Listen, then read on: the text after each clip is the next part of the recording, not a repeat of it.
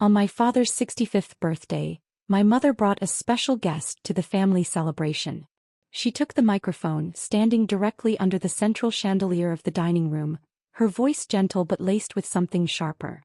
"Let's all give our congratulations," she said, "to the soulmates who've weathered over 40 years together, and are finally making it official tonight." It felt like the air had been sucked out of the room. My father, usually so proud of his composure, went pale. He cast a quick glance toward the edge of the crowd, at Diana Whitman, his longtime mistress. Her eyes met his with a fragile hurt, like she hadn't expected this either. He instinctively frowned, then turned to look at my mother. His gaze was filled with blame. At that moment, the large screen behind them lit up.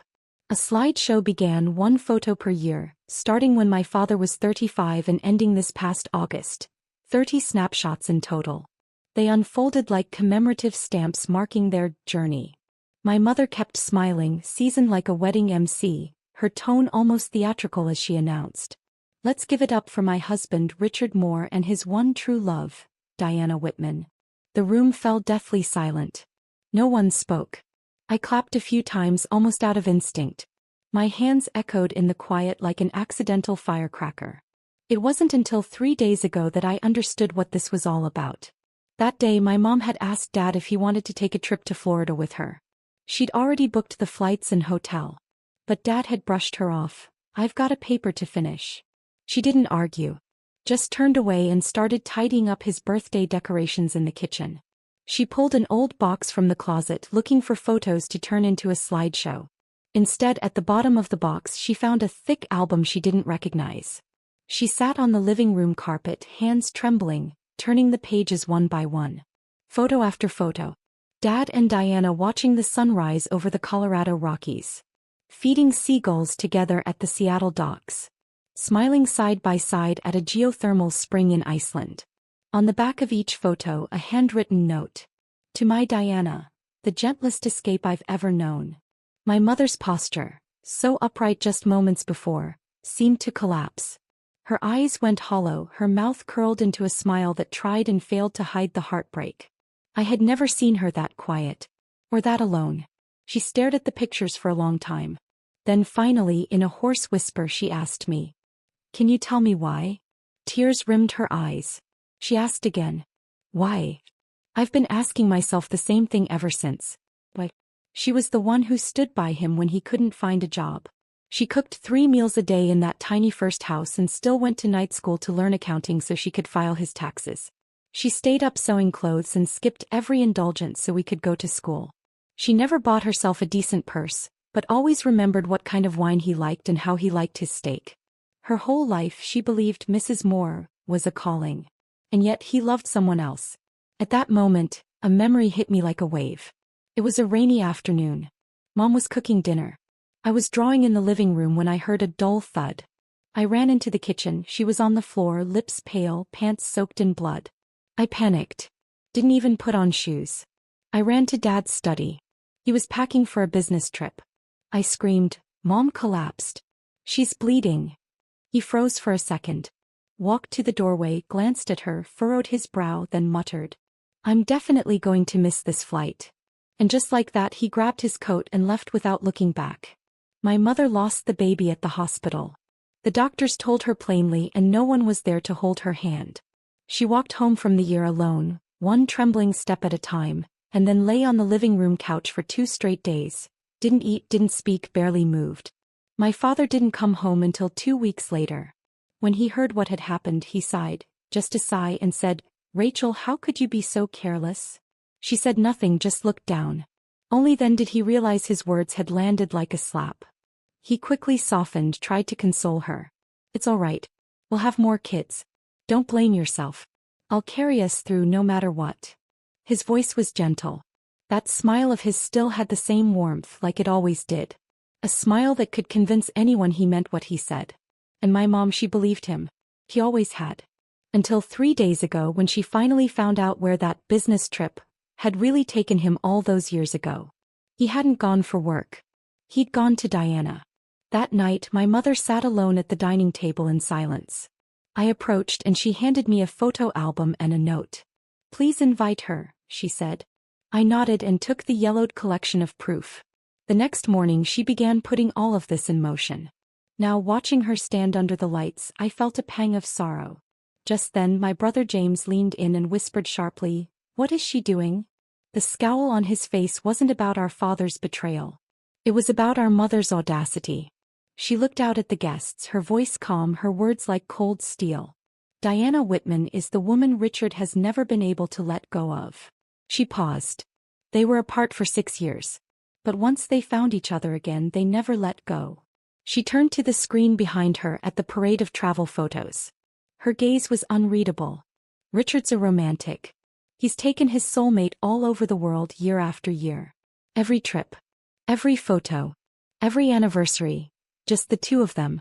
From the days when his hair was dark to now as it turns white, they've been acting out a love story. A decades-long play.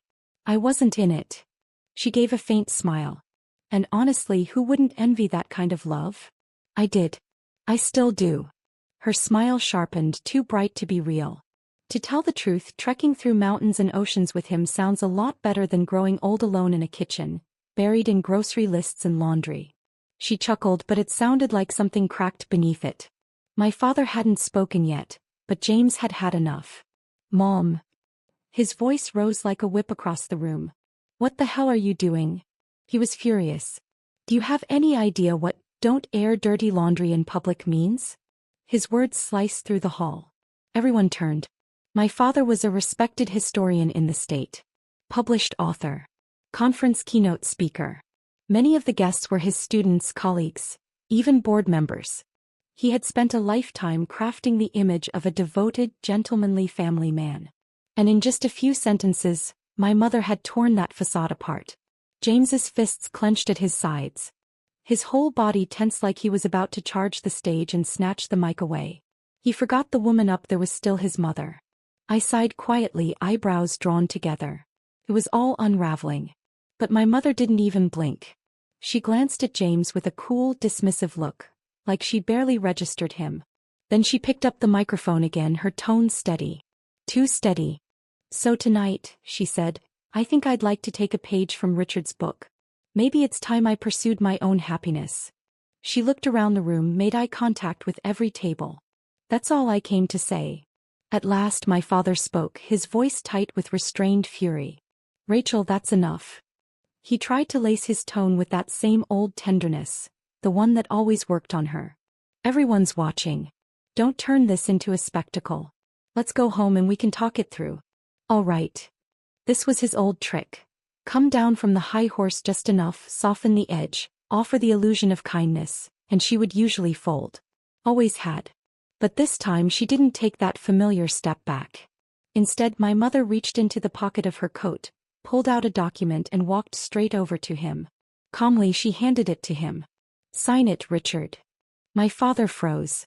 He hadn't expected her to be serious tonight, not like this. He recoiled slightly, his face turning away, expression knotted with disbelief and discomfort. "I'm not asking for a penny more than what's fair," my mother said softly. "We split everything 50-50. You can choose which house you want. I won't dig into your past, I just want a clean break." Her tone was flat, like she was reading off a bank statement. James's face drained of color. He shot up from his chair like he'd been jolted.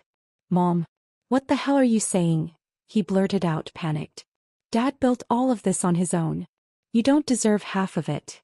I turned to him, my voice sharp and deliberate. "James, have you lost every last bit of decency? Do you not remember how you grew up? Who raised you?" He whipped around and snapped at me, eyes burning. "All she ever did was cook and clean. What's the difference between that and a maid? She's old. She should be stepping back, not asking for a damn payout." I was about to fire back when I felt Ethan's hand tug at my sleeve. He leaned in, voice low. Don't fight. James isn't completely wrong. Just leave it." I turned to look at him, and something inside me went cold. Ethan had always been my father's protégé, brought up under his wing, well-connected in academic circles, always benefiting from being Moore's son-in-law. Not once in our marriage had he challenged my father. And now, when it really mattered, he turned his back on us as effortlessly as flipping a page. I let out a bitter laugh. "Ethan, you really are my father's star pupil, just as polished, just as hollow. Tension crackled between us. Sparks flew in our eyes. But then my mother spoke again, her voice firm and steady, slicing through the chaos. "Enough," she said. "I'll take less if that's what it takes. But this divorce agreement, you will sign it." Her voice wasn't loud. But it carried weight, silencing the entire room. Across the room I caught a glint in Diana Whitman's eyes. A flicker of hope she could barely hide. Her gaze locked on my father, like she'd been waiting for this moment to finally step into the light. If he just said yes, they'd no longer need to pretend to be just friends. But instead my father quietly took the document, then without a pause tore it in half. Then again. And again. The shredded pieces drifted to the floor like soft, white ash. When he looked up there was no shame on his face. No fury. Just a dull, hollow defiance. "Rachel," he said, his voice rough and dry, "Diana is a remarkable woman. But we're just old friends. Why do you always assume the worst of me? If you're angry, then yell at me. I deserve that. But, let's not get divorced. Please." It sounded like a plea but had the posture of a speech. Diana's expression tightened, then shifted into a tight, embarrassed smile. It wasn't grace, it was pride barely covering deep, bruising disappointment. I couldn't help the soft scoff that escaped my lips. That line? That wasn't for Mom. He didn't want her back. He just didn't want to lose face. And sure enough, the crowd started to murmur. "Mrs. Moore, this has to be a misunderstanding," said a man in a suit, stepping forward like he was defusing a fire. "Diana isn't that kind of woman. Professor Moore has always spoken highly of you." "Yes, Rachel, come on now," an older woman chimed in gently. "At your age, what's the point of digging all this up?" James added with a sigh, clearly annoyed. "Mom, this is just about some trips, seriously. You're blowing this way out of proportion. If you want to travel, I'll take you next month, okay? There's no need to ruin your peace like this." Sensing the tide turning, my father jumped at the opening, pressing his advantage. "All right, Rachel," my father said, his tone condescendingly calm. "What you did to Diana tonight, accusing her like that in front of everyone, it was out of line. Just apologize to her and let's pretend none of this ever happened." My mother looked at him, her expression composed but razor-sharp. If this had been any other night, she might have done just that. She might have played along. But tonight she finally saw it clearly. Every time he extended grace, it was never about forgiveness. It was always about preserving himself. "I haven't done anything wrong," she replied evenly. "And I don't owe anyone an apology." She straightened her shoulders, eyes level. "I'm only 63. There's still plenty of life left in me. Richard Moore, whatever time I've got left, I'm done wasting it on you." She set the microphone down, turned and walked out of the ballroom without a glance back. The silence she left behind was suffocating. My father stood there, pale and motionless, as if he'd just been slapped in front of everyone. His hand trembled, still half raised, as though unsure whether to reach after her or hide. Later that night, back at the house, I was helping Mom pack her things when the front door creaked open. The key turned in the lock. My father came in, James following close behind him. He said nothing at first. Just walked to the bedroom doorway and watched Mom fold the last coat into her suitcase. Then he let out a sigh, barely a whisper. "Rachel, stop this nonsense. We're almost 70. At this point, what does any of this matter? Can't you just let me grow old in peace?" He paused, then added with a pointed tone, "Even if you don't care about me, at least think about Diana's reputation." Mom didn't look up. She kept folding a sweater, her hands calm and steady. He raised his voice, frustration starting to bleed through. "Do you really not see how much I love you? This is love." I couldn't hold it in anymore. A laugh escaped me, sharp and bitter. "Love?" I scoffed. "Is that what you call it? Hiding behind snapshots with another woman?" He and Diana had been high school sweethearts. Dated for a year before heading to different colleges. Then he met my mom on campus. She was the student council president. Driven, charismatic. He said it was love at first sight. They dated 4 years. Got married right after graduation. Mom could have gone on to a corporate job, high pay, prestige, a real career. But he said, "I need you here with me. I'll be too lonely without you." So she stayed. He gave up that interview. That future. For him. She had given up so much over the years. And now she finally saw the truth. All that sacrifice had been for a man who preached love but never truly put her first. "I've said it already," she said, her voice steady, her spine straight. "I want a divorce." She paused, then stood tall and faced him fully. "I'll say it again so there's no misunderstanding. This isn't a whim and it's not a joke." James exploded like a kicked dog barreling forward. "Rachel, you are unbelievable. If you walk away from Dad, who the hell do you think is going to take care of you? No wonder he never stopped loving Diana. You're not even half the woman she is. You want to leave? Fine. But don't think you're taking a single cent from this house. You're disgusting." I laughed again. But this time it was colder, more hollow. Something deeper than anger. James is 6 years younger than me. He has no idea what Mom went through to bring him into this world. He nearly killed her during childbirth. It was a complicated delivery. The doctors recommended an emergency C-section. But Dad hesitated for over an hour before signing the consent form. "Let's wait a bit," he said. "Natural delivery is better for the baby." During that hour, Mom was in so much pain she nearly passed out. The doctors came in again and again, urging him to sign. But he just sat in the waiting room, head down, flipping through conference notes. I was standing in the corner watching it all, his so-called calm logic. And it was the first time I realized I could never count on him. When James was born, he cried through the night, every night. The only way to keep him calm was to hold him, rock him, hum to him endlessly. And my mother? She stayed up with him night after night, barely sleeping. By day she cared for me. By night she sat on the living room couch, holding a fussy newborn in her arms until the sun came up. And my father? He claimed he needed academic focus. He closed the bedroom door, and eventually moved into his faculty apartment on campus.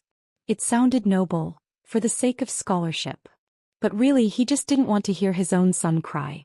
Who would have thought that very son, all grown up now, wouldn't remember a thing she'd done for him? That he'd stand beside our father like a loyal guard dog, barking at her like she was the enemy? There was a flicker of grief in my mother's eyes. The child she had nearly died bringing into the world was now standing in front of her, pointing to the door, telling her to leave. Her whole life, who had she lived it for? I walked to her side, gently took her hand. "Mom," I whispered. "Come with me. I'll take you home." She looked at me, tears at the corners of her eyes, and then she smiled. "Just a little." "Okay," she said. She let go of my hand, turned to face my father, and spoke with calm finality. "Richard, if you won't agree to this, then I'll see you in court." My father's eyes, normally so refined and composed, suddenly burned with rage. He exploded. "Well, Rachel, you're really doing this, huh? Fine. I'll give you your damn divorce. But James is right. How are you going to survive without me?" Then he threw down the last card in his deck. "Don't come crawling back when you regret it." He stormed out, slamming the door behind him so hard the whole frame shook. Even his footsteps felt like thunder retreating down the hall. I took Mom back to my place. Ethan didn't look happy about it, but he didn't say a word. He knew better. This house wasn't his. I earned it. 10 years at a public accounting firm, grinding my way up. This was my roof. And under it my mother had every right to rest. A few weeks later, once my daughter was out of school for summer break, we packed up and hit the road. Mom had been trapped in that invisible prison of marriage for far too long. She needed air. She needed to see other skies, meet other people, live other lives, even for just a while. We went to Seattle and watched the mist roll over Mount Rainier. Then we drove south down the Pacific Coast Highway, sun pouring through the windshield, the ocean sparkling beside us. We drank cocoa in a pine cabin in Oregon. Took photos laughing on the edge of the Grand Canyon. For the first time in my life, I saw her laugh, truly laugh. Like it cost her nothing. Like it came from someplace deep and light and whole. On the last night of the trip, she sat by the hotel window, quietly organizing her purse. My phone buzzed. Dad's name lit up the screen. I handed it to her. She answered, held it to her ear, and didn't say a word. His voice came through, familiar and smug, as grating as ever. "Having fun?" She stared out at the night sky beyond the glass and answered, voice steady. "Yes. And I'd be having more fun if you hadn't called." There was a pause on the other end. A shift in tone. Then came his annoyed reply. "Rachel, don't be ridiculous. Your flight gets in tomorrow. Come straight home, you hear me? You're not some teenager running around. When you're back, I'll take you to see Diana. You can apologize to her. Otherwise, what are people gonna think? The moment I heard her name, my fists clenched. My jaw locked so tight I could feel it in my ears.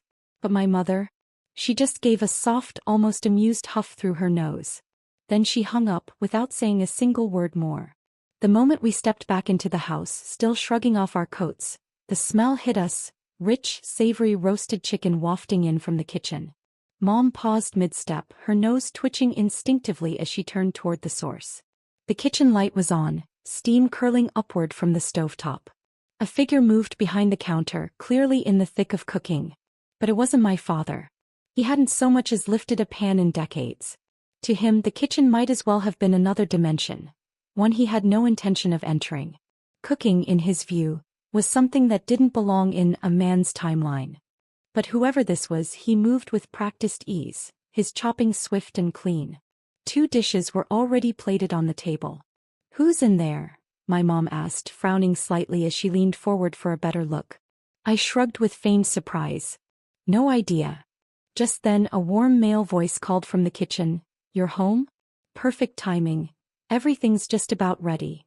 Out stepped an older man, his hair a graceful silver gray, wearing a crisp button-down and a clean apron. He looked completely at ease, standing tall with a quiet elegance that didn't need to announce itself. Mom froze. Her eyes narrowed, squinting as if she were trying to be sure of what she was seeing. Then cautiously she asked, "Wait, are you Henry?" The man smiled, gentle and knowing, with a softness in his gaze. "It's been a long time, Rachel." She instinctively brought her hand to her mouth, her eyes instantly welling up. She couldn't speak at first. How are you here?" she finally managed, her voice barely above a whisper, full of disbelief. I watched them with a smile tugging at the corner of my mouth. "Henry Collins, the man who'd called me 2 days ago. He was my mother's first love. Back in high school they'd secretly dated for a year. But my grandparents had been firmly against it. So they ended it.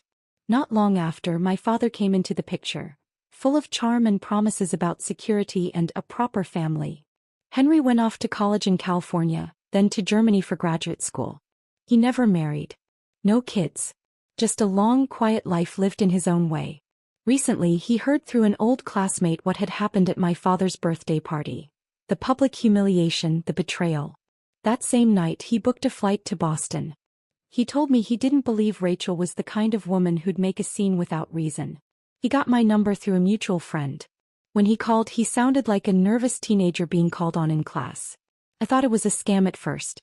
But then he sent me a photo, grainy, faded, clearly scanned from decades ago. Mom stood at the edge of a high school basketball court, laughing into the camera, her head tilted toward a younger version of Henry, who looked straight into the lens with quiet, boyish sincerity. And just like that, I recognized it. That was her real smile. So I told him yes. Told him when we'd be back. Told him to wait.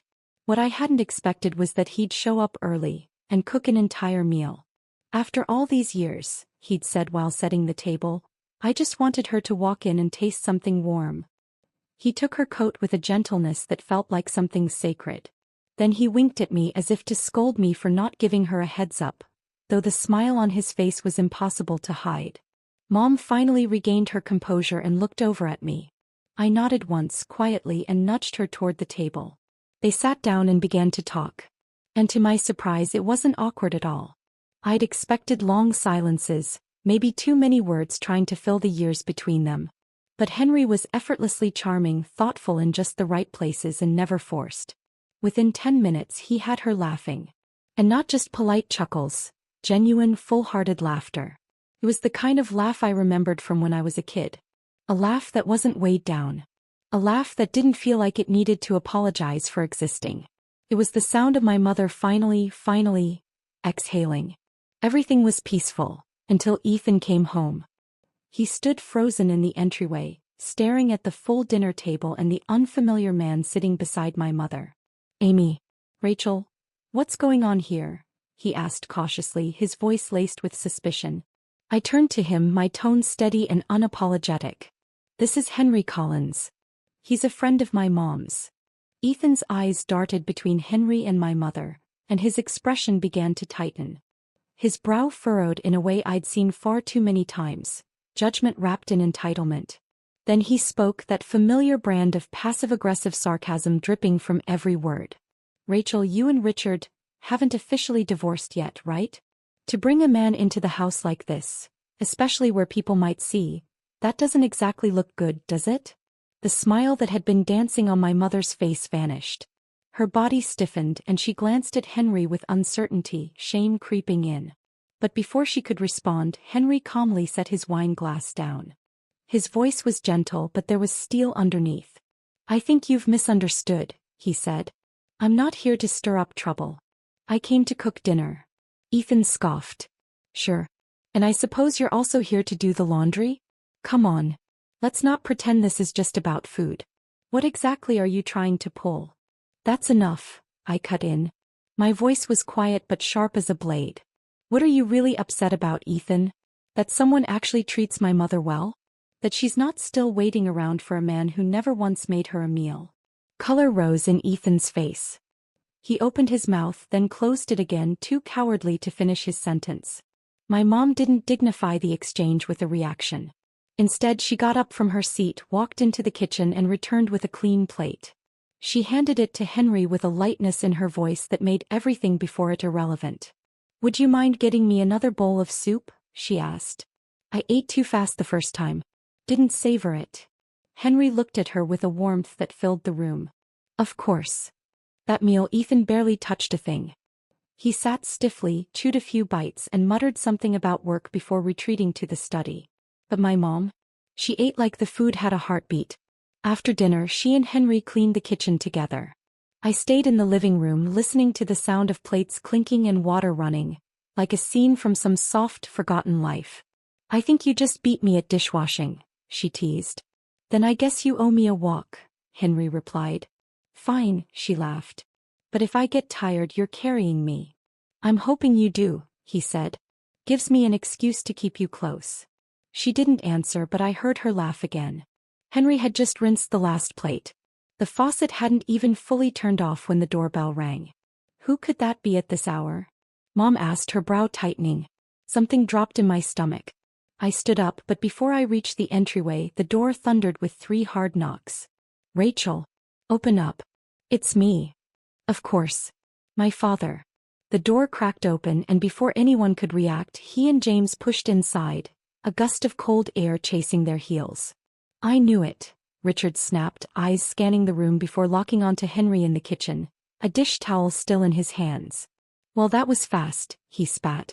Didn't waste any time moving him in, did you? My mother stood by the dining room chair. She didn't move, didn't speak. You two aren't even legally divorced yet. James shouted, pointing accusingly at her. And you bring this guy into your home? What the hell are you doing? She knows exactly what she's doing, I said flatly. But Richard ignored me completely. His eyes were fixed on Henry, lips curling into a sneer. Henry, I remember you. The guy who dropped out of high school, ran off to Germany and still managed to come back with nothing to show for it. Henry didn't flinch. He quietly dried his hands and looked up with an unbothered calm. I'm surprised you remember me, he said mildly. Truly. Surprised. Richard stepped forward like he owned the moral high ground. Of course I remember. She never forgot you. And that's when my mother finally spoke. Her voice was soft but steady, like stone beneath a river. You're right, she said. I never did. Richard froze, his expression jolted. James, on the other hand, snapped instantly. Mom, are you out of your mind? She turned to look at him, not angry, not hurt. Distant. There was a calm detachment in her eyes I had never seen before. Do you remember, she said quietly, how I used to hold you through the night when you were a baby? James fell silent. Do you remember how I walked you around the house for hours while you cried until the sun came up? His mouth opened but no words came out. Your father was sleeping in the faculty dorms then. He said he was busy. Truth was, he just couldn't be bothered by the noise. I don't blame you for not knowing that as a child. But James, you're over 30 now. It's your responsibility to figure out who in your life you should never have turned on. James's face flushed deep red, his fingers trembling at his sides. And then Richard broke. His voice exploded with indignation. Rachel, have you no shame? You humiliated me in front of everyone at my birthday party. And now you're parading your old flame around in my house? What is this, revenge? My mother stared at him, her voice slow and razor-sharp. You spent 40 years tearing me down. All I did tonight was rip up the loan agreement. That's when Henry finally stepped forward. He'd been quiet the whole time, but now his voice carried, firm and unwavering. Richard, the problem is you've always seen her as an extension of yourself. Someone meant to orbit around you. But I saw her for what she really is. A woman who was meant to shine. Richard's anger flared. His laugh was bitter, mocking. Don't play saint now. You're just a lonely old man no one ever wanted. You really think she came back to you because she loves you? She's pitying you. Henry didn't blink. He met Richard's stare with quiet resolve. I never married because from the beginning I was only ever waiting for her. He paused. Even if it was just to hear her ask, would you still make me a cup of tea? My mother's breath caught. Her eyes glistened, but she didn't look away. She took a step forward and for the first time stood beside Henry. I'm asking now, she said softly. I still would. The silence that followed was complete. Even the slow drip of water from the kitchen sink sounded like thunder. I looked at my father. He wasn't angry anymore. He looked like a king who had just realized his kingdom no longer existed. His mouth opened, but nothing came out. Because for the first time in his life he wasn't just embarrassed, he wasn't in control. He turned and walked slowly toward the door, shoulders heavy. James followed behind him, wordless. At the threshold my father paused and looked back one final time. You've gone this far, he said, voice low. Don't regret it. My mom smiled, gentle but immovable. I won't, she said. The door shut behind them. The world went quiet. She turned to Henry, eyes bright, her voice still touched with uncertainty. That tea you mentioned, do you still remember what kind I like? Henry gave a soft smile. Jasmine green. 2 slices of lemon. When Mom left my house, she did it with the same calm clarity she'd gained that night. She didn't take much.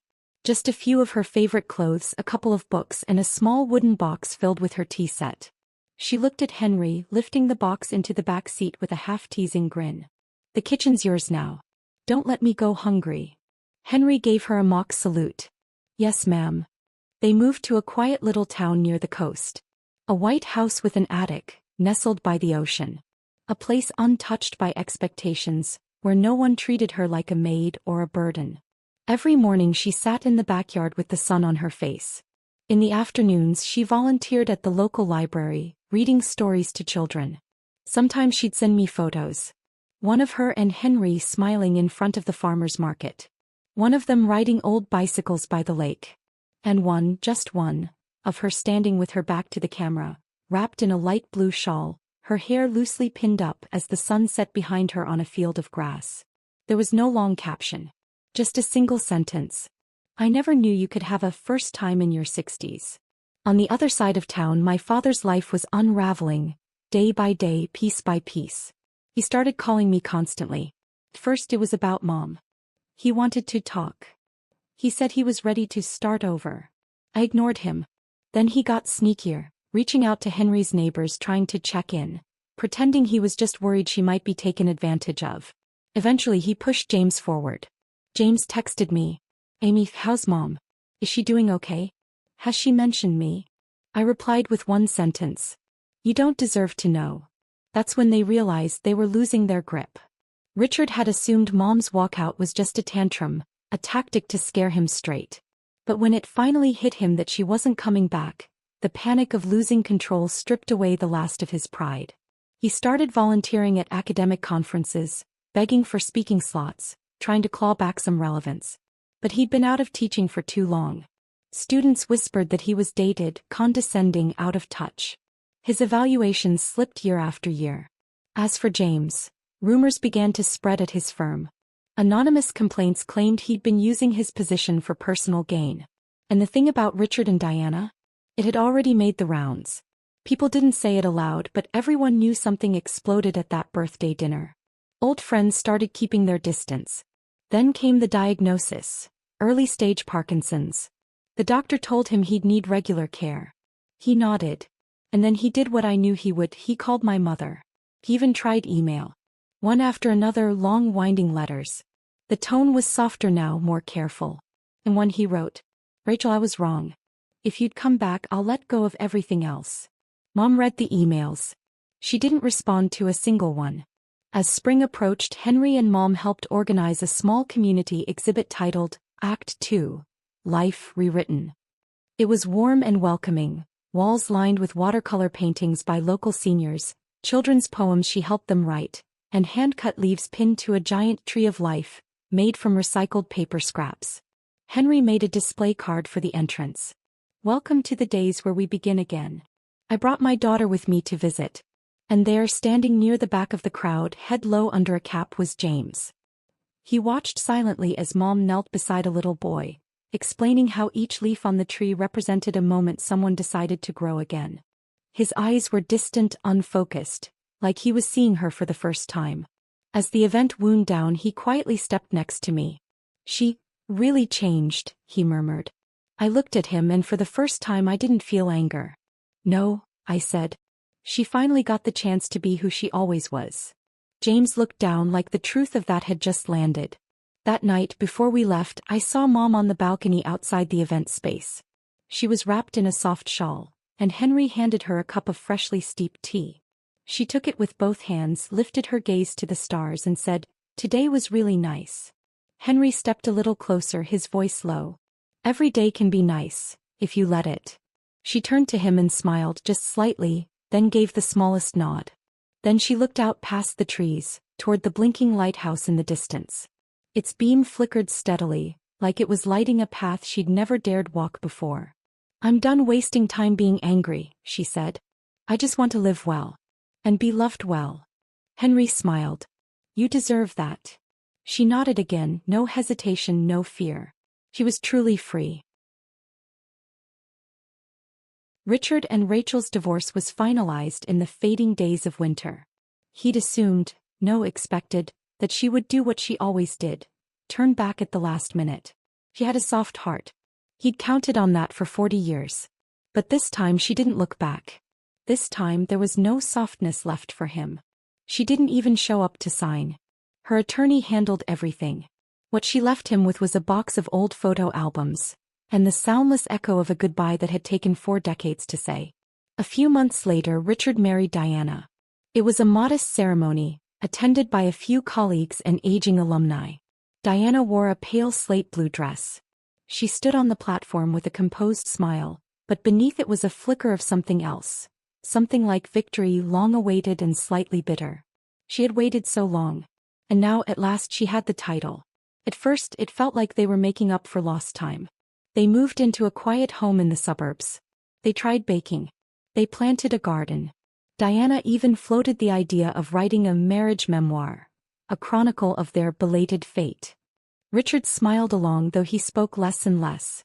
He began to realize Diana didn't like silence. Every day had a plan, down to the color-coded fruit trays at breakfast. She didn't adapt to him. She corrected him. "The sleeves on that sweater need a wash. Could you please drop the lecture voice?" He began to feel tired. Not physically, but down in his bones. Diana loved taking selfies. She loved tagging him on social media, hosting dinner parties, calling him "my husband who once won the Chancellor's Award," with pride glowing on her face. But in private she became sharp. Prickly. Once he was watching an old recording of Rachel giving a lecture. Diana walked in, silently closed the iPad and said, "What's past is past. No need to revisit it." In that moment Richard felt something cold drop inside him. He'd escaped Rachel's restraint, only to step into a cage made of polished brass. Less than a year into the marriage he was diagnosed with early-stage Parkinson's. Diana didn't abandon him. She administered his pills, arranged his appointments, made spreadsheets. But she never held his hand. She never hugged him anymore. She cared for him like a nurse, not a wife. As the disease progressed, Richard grew slower, less precise. Sometimes he would wake from dreams and swear he could smell oranges. He'd see Rachel in the kitchen of their old home, peeling clementines in soft spirals, stacking the peels into neat mounds. She never complained. One night, sleepless and restless, he dug through old emails, rereading what he had left. He knew he'd deleted most of her messages over the years. He knew his replies had always been shorter than hers. In the mirror, his reflection stared back, faded, hollow-eyed, rimmed with gray. He whispered aloud to himself. What is it that you really wanted? Freedom. He had it. Control. He'd wielded it. But it had cost him the one thing he never imagined he'd lose. There was no one left waiting for him to come home. James rarely visited now. Ever since Rachel walked away, something between father and son had fractured. At first James was furious. Furious at his mother for destroying the structure of their family. Furious that she left him in the middle, expected him to choose. But as time passed, his anger quieted. He began to notice things. Diana never really asked how he was. When his father's condition worsened, James watched her stand at the bedroom door, hesitating for several seconds before finally stepping inside. He remembered how Rachel used to warm milk for him when he couldn't sleep, how she had quietly supported him through every failure without once saying, "I told you so." One afternoon James stopped by unexpectedly. He found Richard sitting alone on the patio staring at nothing, a blanket across his knees. The TV was off. "Dad," he said quietly, "do you ever regret it?" Richard didn't respond. He just handed over an old photograph. Rachel standing in front of their college library, arms full of books, laughing toward the sky. James stared at it for a long time. "She's not waiting for you," he said eventually. Richard nodded, his eyes fluttering shut. "I know." Diana never left Richard. She just talked less. Went to bed earlier. Spent more time with her own circle of friends. She still scheduled his follow-ups, managed his prescriptions. But she no longer asked if he wanted tea. She no longer tried to sit beside him and fill the silence. This man, this hard-won prize she had fought half her life for, wasn't the man she thought he'd be. He was just a shadow now. A shadow with his back turned, always looking toward someone else.